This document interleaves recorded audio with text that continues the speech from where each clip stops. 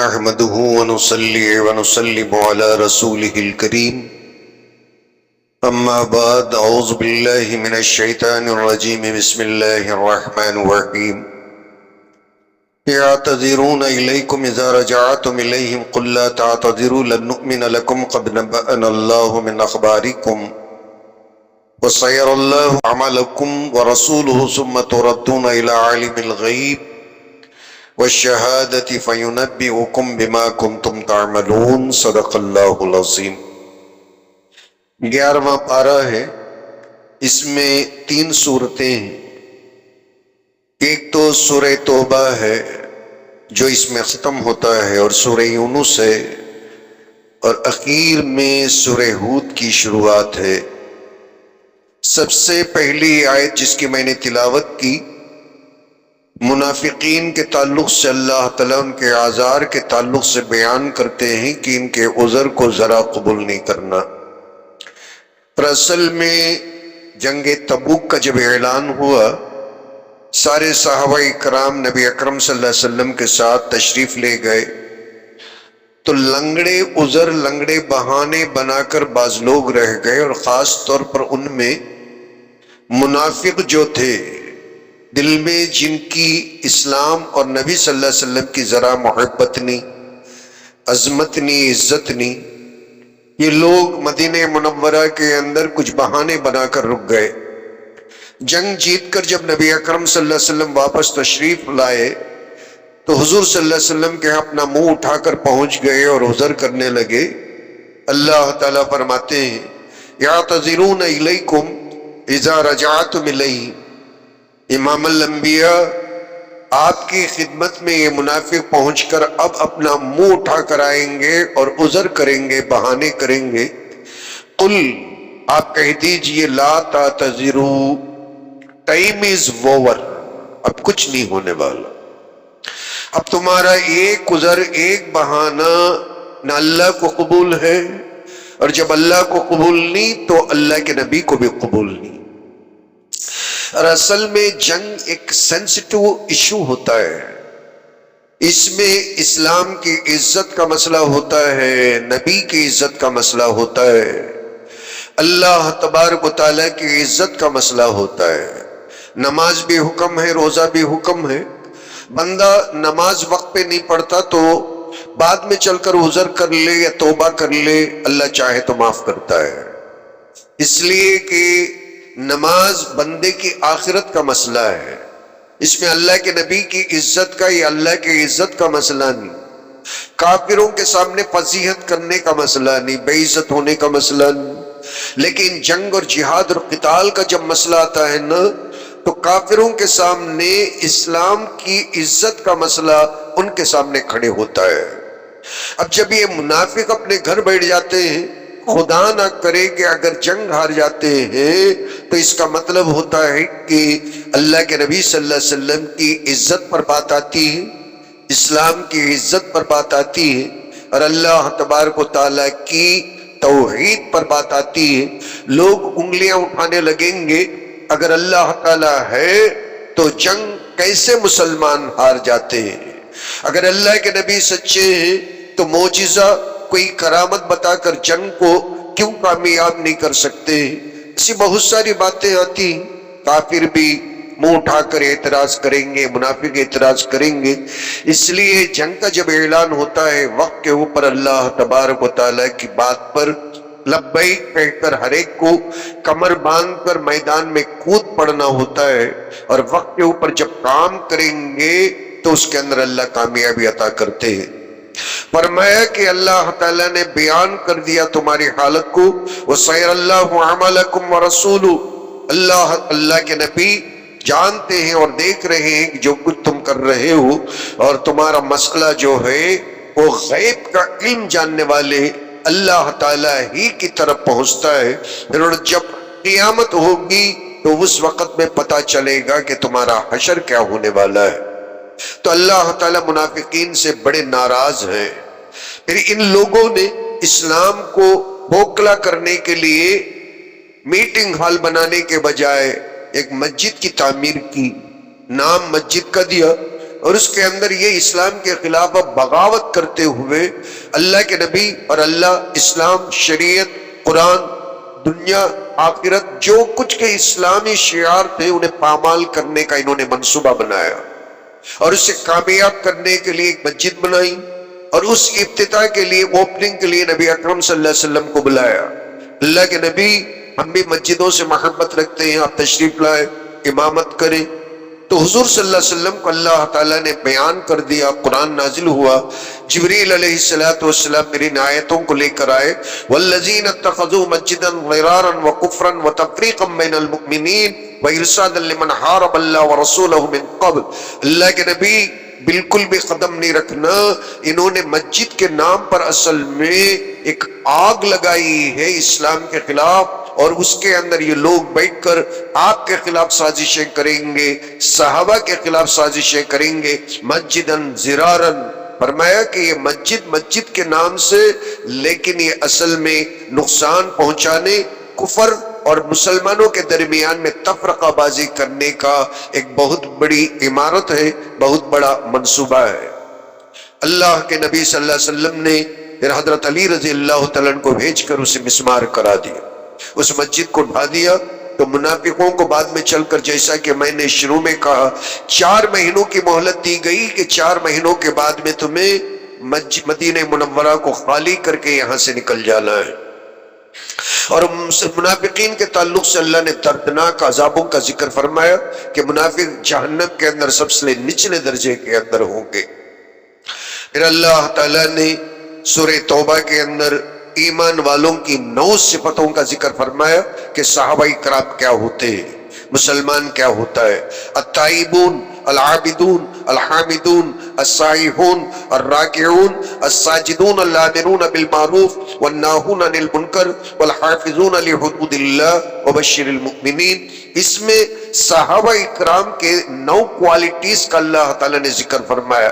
یہ لوگ وہ ہیں، گناہ تو نہیں کرتے مگر ہمیشہ روتے ہوئے توبہ طائب کرتے، اے اللہ گناہ ہو گیا، معاف کیجئے، معاف کیجئے۔ ہمیشہ ان کی زبان کے اوپر استغفار ہوتا ہے، استغفر اللہ، استغفر اللہ، استغفر اللہ۔ والعابدون، ہمیشہ عبادت میں کمر بستہ رہنے والے، کوئی شکایت نہیں، چاہے بھوک کی حالت ہو یا پیاس کی حالت ہو یا جنگ کا میدان ہو، عبادت کا دھیان ان کے دلوں کے اندر رچ بس کر رہتا ہے۔ پھر اللہ فرماتے ہیں العابدون، ان کو ہابی، عابد کا مطلب عبادت کرنے والا، اس میں فاعل کا صیغہ ہے، اور اس کے ساتھ اللہ صحابہ کی تعریف بیان کرتے ہیں۔ ایسا نہیں کہ وقت کے ساتھ ان کے اندر ایک جذبہ آتا ہے، وقت ختم ہو جانے کے بعد میں پھر یہ جذبہ ختم ہو جاتا ہے، یہ عام مسلمانوں کا جذبہ ہو سکتا ہے، لیکن عابد کا مطلب وہ ہے جیسا انسان کا ایک جذبہ ہوتا ہے جو انسانیت کو نکھار کر سامنے لاتا ہے، اور انسان کا جذبہ کیا ہوتا ہے؟ عقل کے ساتھ فیصلے کرنا، یہ انسان کی اصلی خصوصیت ہوتی ہے۔ جانور کوئی فیصلہ نہیں کر سکتا، کھاتا ہے، پیتا ہے، بچے وہ بھی پیدا کرتا ہے۔ انسان اور جانور میں فرق کرنے والی جو خصوصیت ہے وہ اس کا دماغ ہے۔ تو ایسے ہی عابد کا مطلب یہ ہوتا ہے کہ جس کی گھٹی کے اندر عبادت رچ بس گئی، اسے عابد کہتے ہیں۔ ہابی، اس کی طبیعت ہی عبادت کی بن گئی ہو۔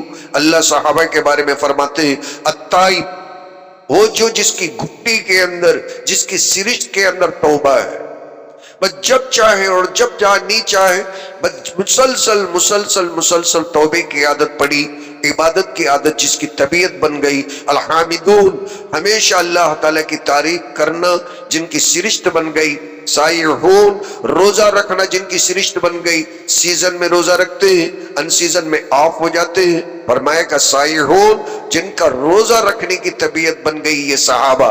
الراکعون، رکوع کرنا، ساجدون، سجدہ کرنا، الامرون بالمعروف، اچھائیوں کا حکم کرنا، والناہون عن المنکر، اور اللہ جن چیزوں کو پسند نہیں کرتے اس سے رکنا، والحافظون لحدود اللہ، اللہ کے سارے احکام کی پاسداری کرنا، حفاظت کرنا۔ اللہ نے جسے ہاں کہا تو ہاں، اللہ نے جسے نہ کہا تو نہ۔ یہ پورے 9 خصوصیات ہیں صحابہ کرام کے اور مسلمانوں کے جو اللہ تبارک و تعالیٰ نے یہاں ذکر فرمائے۔ اور آگے اللہ تعالیٰ اس سورت کے اخیر میں نبی اکرم صلی اللہ علیہ وسلم کی تعریف بیان کرتے ہیں کہ حضور صلی اللہ علیہ وسلم کیا ہے، آپ کے صفات صدودہ کیا ہے۔ فَإِن تَوَلَّوْا فَقُلْ حَسْبِيَ اللَّهُ، اگر یہ لوگ روگردانی کرتے ہیں، امام الانبیاء کہتے میرے لیے اللہ کافی ہے، میں لوگوں پر ڈیپینڈ ہو کر رسالت کا کام نہیں کرتا ہوں۔ M L A, politician, minister, voters کا محتاج ہوتا ہے۔ حضور صلی اللہ علیہ وسلم کو یہ نہ سمجھنا ابو بکر ہیں تو حضور ہیں، نعوذ باللہ، عمر ہیں تو حضور صلی اللہ علیہ وسلم ہیں، نعوذ باللہ۔ اللہ فرماتے ہیں فَإِن تَوَلَّوْا، سمجھو کہ ایک بھی مسلمان نہیں تو کیا نوح علیہ السلام کو کوئی فرق پڑا؟ تو فرماتے ہیں کہ فَإِن تَوَلَّوْا فَقُلْ حَسْبِيَ اللَّهُ، ایک بھی مسلمان نہیں تو لوگوں یہ احسان نہ کرو کہ تم کچھ میرے اوپر یہ احسان کرتے ہو، میرے لیے اللہ کافی ہے۔ لا الہ الا ہو، وہی پروردگار معبود حقیقی، علیہ توکلت، میرا بھروسہ اللہ ہی کے ذات پر ہے، وہو رب العرش العظیم، وہ عرش عظیم کا پروردگار اور مالک ہے۔ اس سورہ یونس کی شروعات کے اندر اللہ تبارک و تعالیٰ نے مسلمانوں کو بہت بڑی خوشخبریوں کو سنایا اور توحید کے تعلق سے آیتوں کو نازل فرمایا۔ ان ربکم اللہ الذی خلق السماوات والارض فی ستۃ ایام، اللہ اپنی تعریف بیان کرتا ہے 6 دن کے اندر میں نے پورے یونیورس کو پیدا کر لیا۔ حالانکہ یہ ہمارے گنتی کے لیے اللہ تعالیٰ کے ہاں 6 دن 6 سیکنڈ کے برابر بھی نہیں۔ اللہ نے کہا کن ہو جا، علم کے اندر جو ہے آسمان بن گیا، اس کے نالج کے اندر جو تصویر ہے سورج بن گیا، اور اس کے نالج اور اس کے ذہن کے اندر جو چاند ہے وہ بن گیا۔ ایسا نہیں کہ اللہ تبارک و تعالیٰ سوچتے گئے پھر بناتے گئے پھر توڑتے گئے پھر بناتے گئے پھر توڑتے گئے، پھر اللہ کو اچھا لگا تو پھر اسے برقرار رکھتے گئے۔ فرمایا کن فیکون، اللہ تعالیٰ نے ایک مرتبہ آسمان سے کہا مجھے ایسا ہونا، آسمان ویسا ہو کر سامنے آ گیا۔ سورج کو اللہ نے تصور کیا مجھے اس طریقے کا سورج چاہیے، اللہ نے اپنے تصور میں لا کر پھر کن کہا اور باہر کی دنیا کے اندر سورج وجود میں آ گیا۔ اللہ تعالیٰ پھر مسلمانوں کی تعریف بیان کرتے ہوئے کہتے ہیں ان لہم قدم صدق عند ربہم، ان باتوں کو مان کر چلنے والے صحابہ کے پیچھے چلنے والے مسلمانوں کے لیے اللہ تعالیٰ کے ہاں بہت بڑا مرتبہ ہے۔ قدم صدقین، اللہ کے ہاں ایک پروٹوکال ہے، اسے قدم صدقین قرآن کی زبان میں کہتے ہیں۔ فرشتے ان کو عزت کے ساتھ جنت تک لے کر جاتے ہیں، اور جیسے ہی جنت کے اندر مسلمان سیدھا قدم رکھ کر اندر جاتا ہے، سارے فرشتوں کی آواز گونجتی ہے السلام علیکم تحیۃ و سلام۔ وہاں کے لوگ اسے گلدستے دیتے ہوئے جنت کے اندر جس طریقے سے آؤ بھگت کرنا، اس سٹیٹس کے مطابق ایک جنتی کی خوش آمدید کی جاتی ہے، اور اللہ تعالیٰ اسے اتنی عزت دیتے ہیں۔ ان وہاں کی عزت کو، وہاں کے پروٹوکال کو اللہ قرآن کے اندر قدم صدق عند ربہم کے الفاظ سے تعبیر کرتے ہیں۔ اور آئندہ اللہ تبارک و تعالیٰ اس سورت کے اندر سورہ یونس کے اندر بیان کرتے ہیں کہ اللہ نے نوح علیہ السلام کو مبعوث کیا، اور نوح علیہ السلام کا پھر سے یہاں قصہ بیان کرتے ہیں۔ ایک آیت میں پڑھتا ہوں، اس میں نوح علیہ السلام اپنے قوم سے کیا کہتے ہیں اور کیا بیان کرتے ہیں پتہ چلے گا۔ وَاتْلُ عَلَيْهِمْ نَبَأَ نُوحٍ، اللہ کے نبی نوح علیہ السلام کے تعلق سے قرآن پڑھ کر سنائی۔ کیا پڑھ کر؟ تورات پڑھ کر نہیں، نوح علیہ السلام کے قصے کو لوگوں کے سامنے پہلی کتابوں کو پڑھنے کا نہیں، قرآن پڑھ کر سنائیے۔ وَاتْلُ عَلَيْهِمْ نَبَأَ نُوحٍ، حالانکہ اس سے پہلے بھی ہے، ان کتابوں کو ریفرنس بنا کر اللہ نہیں بولتے ہیں، فرماتے ہیں وَاتْلُ عَلَيْهِمْ نَبَأَ نُوحٍ، نوح علیہ السلام کا قصہ قرآن کے تھرو آپ پڑھ کر سنائیے۔ اذ قال لقومی، جبکہ نوح علیہ السلام نے اس زمانے کے اندر کہا، اور رپورٹنگ اللہ قرآن کے اندر کرتا ہے، اور یہ رپورٹنگ کو اللہ تبارک و تعالی لوگوں کے سامنے پڑھ کر سنانے کا حکم نبی اکرم صلی اللہ علیہ وسلم کو دیتا ہے۔ یا قوم، نوح علیہ السلام نے جبکہ کہا اس زمانے کے اندر ہزاروں سال پہلے، اے میری قوم، ان کان کبر علیکم مقامی، اگر میرا تمہارے سامنے رہنا، میرا تمہارے بستی کے اندر، تمہارے محلے کے اندر رہنا اگر تمہیں ناگوار گزرتا ہے، اچھا نہیں لگتا. وہ تذکیری بھی آیات اللہ، اور اللہ تعالیٰ کی باتوں کو پڑھ کر، اللہ تعالیٰ کی نصیحت کو پا کر پھر تمہیں نصیحت کرنا، یہ بات بھی تمہیں بوجھ محسوس ہوتا ہے، گراں گزرتا ہے، اچھا نہیں لگتا. وعلی اللہ توکلت، میں یہ کام تو چھوڑنے والا نہیں، جو چاہے کرو، میرا بھروسہ اللہ کی ذات پر ہے. فاجمعوا امرکم وشرکاکم، مجھے برباد کرنے کے لیے، مجھے برباد کرنے کے لیے، نقصان پہنچانے کے لیے تم جو کچھ کر سکتے ہو، تدبیر، پلاننگ، منصوبہ، اپنے سارے چیلے چپاٹوں سے مل کر لینا. ثم لا یکن امرکم علیکم غمہ، ایسی تدبیر بنانا، ایسا مکمل مضبوط پلان بنانا، پلان بنانے کے بعد ذرا فیل نہیں ہونا. ایسا پلان بناؤ، مجھے مار دینے یا برباد کر دینے کا پلان بناؤ تو کچا پلان نہیں بنانا. لا یکن امرکم علیکم غمہ، یہ حضرت نوح علیہ السلام کی شان میں اللہ غصے سے بولتے ہیں. ایسا پلان بنانے کے لیے کہو کہ پلان میں بالکل نہ فیل ہو، جہاں سے شوٹ کرے برابر نوح علیہ السلام کو نعوذ باللہ لگ جانا. کچے گولیوں سے بالکل بھی نہیں کھیلنا، اور پلان بنانے کے بعد تمہیں گھٹن نہیں ہونا. علیکم غمہ، کسی بھی طریقے کا گھٹن نہ ہو کہ بھئی ہم پلان تو بنائے مگر نوح علیہ السلام کو ماننے اور مرڈر کرنے کے اندر، برباد کرنے کے اندر ہم فیل ہو گئے. ثم اقضوا الیہ ولا تنظرون، پھر وہ میرے اوپر اپلائی کر دو. کتنی کھلی باتیں ہیں. جو پلان بناؤ گے نا، چھپا کر نہیں رکھنا، بول کر میرے اوپر اپلائی کرنا کہ مجھے کتنے گھنٹوں کے اندر مارتے ہو، کون سے دن میں مارتے ہو، کون سے نکڑ پر مارتے ہو، کون سی جگہ پر مارتے ہو. ولا تنظرون، مجھے مہلت بھی نہیں دینا، مجھے مہلت نہیں دینا. مجھے یہ نہیں بولنا کہ اگر تمہیں یہ کام کرنا تو یہ کریں گے، اگر تمہیں جان بچانا ہے تو تمہیں واپس لے کے آئیں گے. یہ کوئی بات نہیں ہوگی مجھے چھوٹ دینے کی. جو اپلائی کرنا، کون سے نکڑ پہ مارو گے، کیا کرو گے، ساری باتیں کھلم کھلا ہو جانا. فَإِن تَوَلَّيْتُمْ فَمَا سَأَلْتُكُم مِّنْ أَجْرٍ، فرمایا اگر روگردانی کرو تو کر لو، میں تو تم سے دنیا کے اندر ایک حبہ، ایک نیا پیسے کا ڈیمانڈ نہیں کرتا ہوں. چپکے سے میں تمہیں جنت میں پہنچانے کی فکر کرتا ہوں. بات اچھی لگے مسلمان بننا، اچھی نہ لگے مجھے جان سے مار دینے کے لیے جو کچھ کر سکتے ہو کر کے مجھے تاریخ گھنٹہ مقرر کر کے بتا دینا. کچھ نہیں کر سکے، کچھ نہیں کر سکے. یہ اللہ تعالیٰ کا جلال ہے جو اللہ قرآن کے اندر اپنی زبان کے اندر بولتا ہے. جب اللہ کسی کی حفاظت کرنے پہ آتے نا، نوح علیہ السلام کی آیت میں اللہ کیا بولتے ہیں؟ اوپن چیلنج کرو، اللہ ہے تمہارے ساتھ میں، مسلمان کا کوئی روم بگاڑ نہیں سکتا. پھر اللہ تعالیٰ نے موسیٰ علیہ السلام، ہارون علیہ السلام کا ذکر فرمایا. یہ لوگ جب فرعون کے پاس گئے، حضرت موسیٰ اور ہارون علیہ السلام سب نے کہا کہ یہ تو جادوگر ہیں. پھر آگے اللہ تبارک و تعالیٰ نے حضرت موسیٰ علیہ السلام کے تعلق سے ایک بات بیان کرتا ہے. میں ان ساری باتوں کو سمیٹ کر پھر اس دعا کی طرف آتا ہوں. ذرا آیت کریمہ کو سننا. وقال موسیٰ ربنا، موسیٰ علیہ السلام جتنا کر سکتے تھے نا پچھلے آیتوں میں سب کچھ بیان کیا، سمجھایا، منایا اور سارے معجزے دکھائے، تھک گئے. اب اللہ کے سامنے بولتے ہیں. قال موسیٰ، موسیٰ علیہ السلام نے کہا ربنا انک اعطیت فرعون وملئہ زینۃ واموالا فی الحیاۃ الدنیا.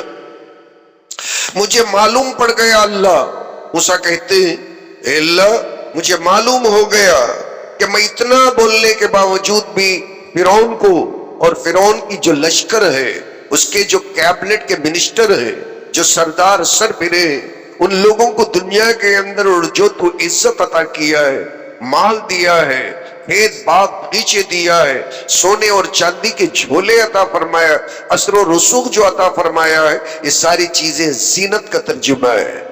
آدمی کا جو سوشل سٹیٹس ہوتا ہے نا، جس کے اوپر وہ فخر کرتا ہے، قرآن اسے زینت کے لفظ سے تعبیر کرتا ہے.